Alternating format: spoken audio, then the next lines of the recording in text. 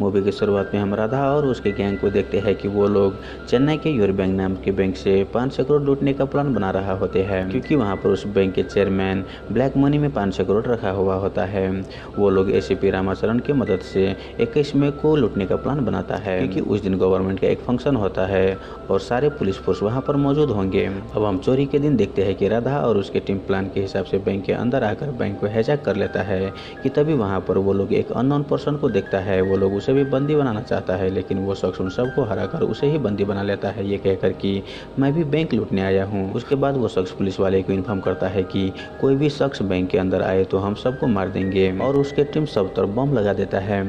वहीं उस शख्स को बाहर से कानमनी नाम की लड़की भी सपोर्ट कर रही होती है। वहीं दूसरी तरफ पुलिस वाले उस शख्स को वॉइस रिकॉर्ड करके फाइंड आउट करता है और उसे ये पता चलता है कि यह वॉइस माइकल जैक्सन का है, और न्यूज़ वाले भी उसे माइकल जैक्सन नाम से न्यूज़ दिखाने लगते हैं। वहीं दूसरी तरफ माइकल राधा के गैंग को एक डील ऑफर करता है कि वो लोग उसे बैंक से 5000 करोड़ चुराने में मदद करे, बदले में उसे भी हिस्सा देगा। वो लोग मान जाते हैं, लेकिन जब वो बैंक के लॉकर खोलता है तब उसे पता चलता है कि उस बैंक के अंदर सिर्फ 1500 करोड़ है। ये जानकर वो शख्स एमजे को मारने की कोशिश करता है, लेकिन वो हार जाता है।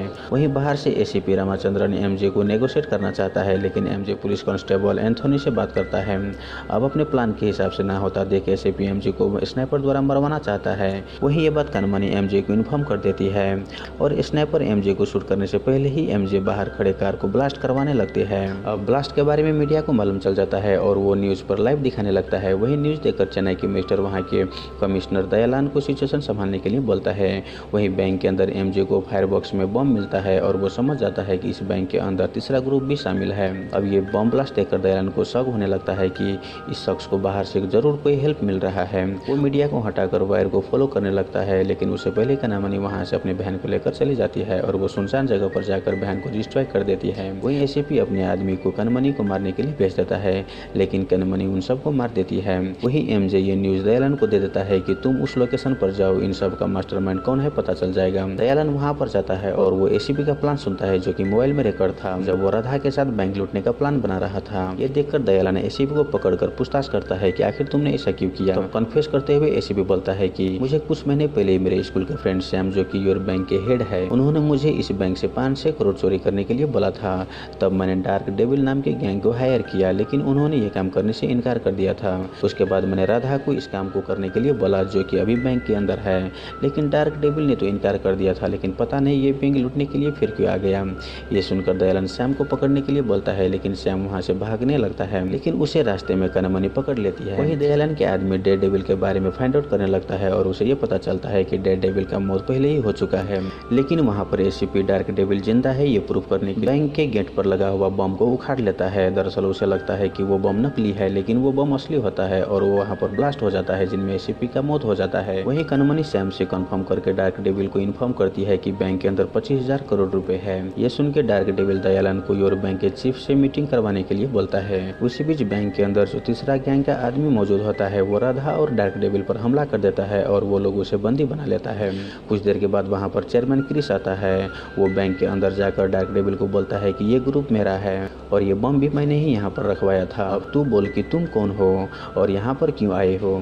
तब डेविल बोलता है कि मैं अपने गैंग के साथ खुश था, मेरे गैंग के लवर्स इंडिया में शादी करना चाहता था, इसीलिए हम इंडिया आए थे, लेकिन वहाँ पर मेरे गैंग के ऊपर हमला हो गया, मेरे सारे आदमी मारे गए, सिर्फ मैं और कानमनी जिंदा बचे और हम लोग बहुत ही घायल हो गए थे और हम एक बूढ़े किसान के घर पर हेल मांगते हुए गए। उन्होंने हम दोनों को बचा लिया। हम ठीक होते ही अपना आदमी लगवाकर हमारे ऊपर किसने हमला करवाया था उसका इन्वेस्टिगेट शुरू कर दिया। तब हमारे आदमियों ने एक शख्स को पकड़ा जिन्होंने सैम के कहने पर हमला किया था, ये बोला। हमने उसका फॉलो किया, तब जाकर हमें मालूम चला कि इन सब के ऊपर तुम हो, तुम्हें सैम को बैंक लूटने के लिए बोला था। ये सुनकर क्रिस डार्क डेविल से बोलता है कि ठीक है, मैं तुम्हें 500 करोड़ ले जाने दूंगा।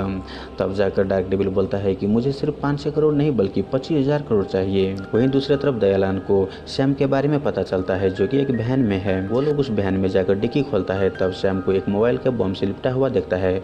वहाँ पर सैम बोलता है कि सर मुझे बचा लो, मैं सब कुछ बोलता हूँ। वो बोलता है कि मुझे क्रिस ने 500 करोड़ यूरो बैंक से लूटने के लिए बोला था। तब जाकर मैंने डार्क डेविल को ये काम करने के लिए हायर किया था, लेकिन उन्होंने ये काम करने से इनकार कर दिया था। अब डार्क डेविल को हमारे प्लान के बारे में मालूम था, इसीलिए जब वो लोग इंडिया आए तब मैंने एक गैंग को उसे मारने के लिए सुपारी दे दी, लेकिन वो बच गया। तभी कानमनी सैम के बम कनेक्टिंग मोबाइल में कॉल कर देती है, जिनके कारण वहाँ पर ब्लास्ट हो जाता है और सैम वहीं पर मारे जाते हैं। वहीं इधर क्रिस डेविल को बोलता है कि कौन सा 25,000 करोड़, क्या आप बोल रहे हो? तब जाकर डेविल बोलता है कि डोंट वरी, मैं बताता हूँ। जब हम उस रात घायल होकर उस किसान के पास पहुँचे तभी हमें उसके बेटे के बारे में मालूम चला। उसके बूढ़े माँ बाप अपने बेटे काबिन के बारे में बोला कि वो बहुत ही ईमानदार एम्प्लॉय था। योर बैंक में वो बहुत सारे मजदूरों को पैसा कलेक्ट करके अपने भरोसे बैंक में डिपॉजिट करवाया था, लेकिन एक दिन उसे बताया गया कि योर बैंक का दिवाला निकल गया।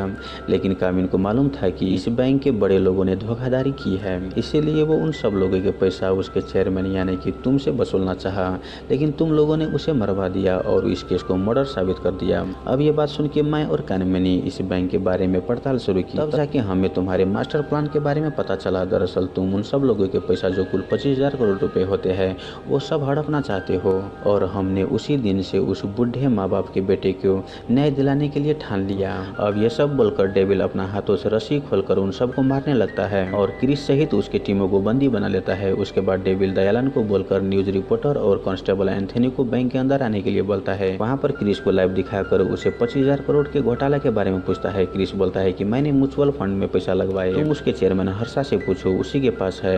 वहीं कानमनी हर्षा को जो कि पहले ही अगवा की थी उसे वहाँ पर भेजता है। वो उसे भी वहाँ पर लाइव में लाकर पूछता है कि 25,000 करोड़ कहाँ पर है। वहाँ पर हर्षा बोलता है कि वो सब हमने 10 अलग अलग कंपनी में इन्वेस्ट किए, लेकिन सुनील ने उसका डाटा चुरा लिया, जिनके कारण सब कंपनी लॉस में चला गया। डेविल सुनील को भी वहाँ पर लाता है और उसे भी एंथोनी से पिटवा कर बोलता है कि तुमने वो डाटा क्यों चुराए। सुनील बोलता है कि ये सब प्लान क्रिस का था, उन्होंने मुझे ऐसा करने के लिए बोला था। अब क्रिस को पिटने पर वो कन्फेस करता है कि वो रुपये बैंक के सिगरेट लॉकर में है। अब यहाँ पर हम जानते हैं कि क्रिस का एक प्लान होता है कि बैंक के अंदर रखे हुए बम को ब्लास्ट करके वहाँ से सारे पैसे लेकर भाग जाए और इन सब का जिम्मेदार डेविल पर लगा दे। तभी वहाँ पर वो रिपोर्टर क्रिस को इशारा देता है कि तुम बोल दो डेविल टेररिस्ट है। क्रिस ऐसा ही करता है, वो बोलता है कि टेररिस्ट ने मुझे धमका कर जबरदस्ती ये सब बुलवाया है। तभी डेविल के लोग लाइव कट कर देता है और वहाँ के सीएम दूसरा टीम को भेजता है सिचुएशन हैंडल करने के लिए। जब दयालन इसके विरोध करता है तब वो लोग उसे भी गिरफ्तार कर लेता है। दरअसल वो लोग योर बैंक के चेयरमैन को बचाकर सब लोगों को मारने वाला था और सारे इल्जाम डेविल पर डालने वाला होता है। वहीं बैंक के अंदर जब डेविल के लोग सिगरेट लॉकर खोलता है तब वो देखता है कि वो सारे पैसे नकली है। दरअसल क्रिस सारे पैसे कहीं छुपा दिया था और वो अकेले ही सब हड़पना चाहता था और तो वो अपने पार्टनर्स को भी धोखा दे रहा था। अब यहाँ पर डेविल उन तीनों को सिगरेट लॉकर में कैद करके क्रिस से पूछता है कि पैसे कहाँ पर है, नहीं तो मैं तुम तीनों को बम से उड़ा दूंगा। क्रिस बोलता है कि मैंने सारे पैसे अपनी पर्सनल शिप में छुपाया है, तुम जितना चाहे ले लो, प्लीज मुझे जाने दो। लेकिन डेविल उन तीनों को बम के साथ सिगरेट लॉकर में लॉक करके वहाँ से चले जाता है। तभी वहाँ पर सीएम द्वारा भेजा हुआ कमांडो आता है और बैंक की तरफ फायरिंग करने लगता है, जिसमें बैंक के अंदर लोग घायल हो जाता है और बैंक भी पूरी तरह से डैमेज हो जाता है। तभी वहाँ पर कानमनी एक ट्रक लेकर आती है जिनमें RDX से भरा हुआ होता है। कानमनी बोलता है कि अगर तुम लोग मेरे जाने से पहले फायरिंग की तो मैं सारे ब्लास्ट कर दूंगा।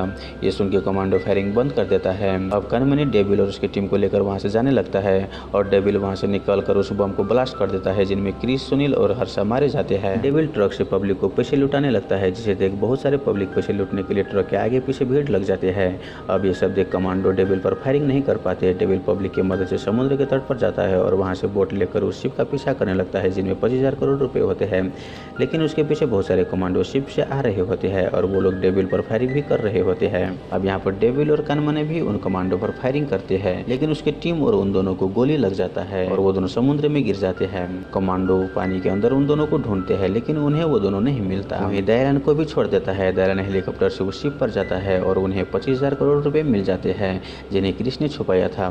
तभी हम देखते हैं कि कानमनी और डेविल दोनों जिंदा होते हैं। दरअसल वो दोनों पानी के अंदर ट्यूब की मदद से दूसरा लोकेशन पर चले जाते हैं, जिनके कारण कमांडो को वो दोनों नहीं मिला।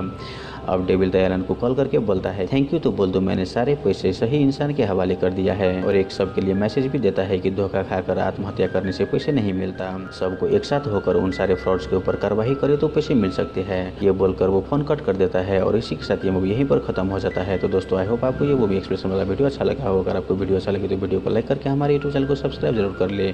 धन्यवाद।